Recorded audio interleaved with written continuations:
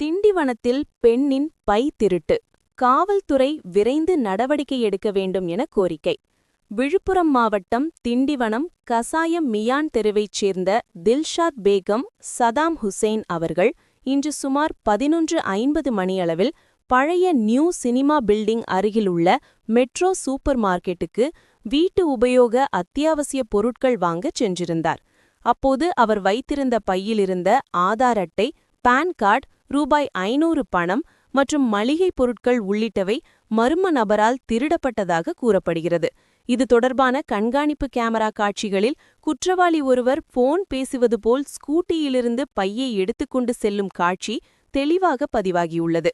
இச்சம்பவம் பாதிக்கப்பட்டவருக்கு பொருள் இழப்பை விட மன உளைச்சலை அதிகமாக ஏற்படுத்தியுள்ளது. எனவே இதுபோன்ற திருட்டு சம்பவங்களை தடுக்க காவல்துறை உடனடி மற்றும் கடுமையான நடவடிக்கை எடுத்து குற்றவாளிகளை விரைவில் பிடிக்க வேண்டும் என அப்பகுதி பொதுமக்கள் கோரிக்கை விடுத்துள்ளனர். மேலும் மக்கள் பணியில் முனைப்புடன் செயல்படும் முஸ்லிம் மக்கள் கழகம் நிறுவனத் தலைவர் முனைவர் சு ஜைனுதீன் அவர்கள் இவ்விவகாரத்தில் காவல்துறை தீவிர கவனம் செலுத்தி நடவடிக்கை எடுக்க வேண்டும் என்று வலியுறுத்தியுள்ளார்.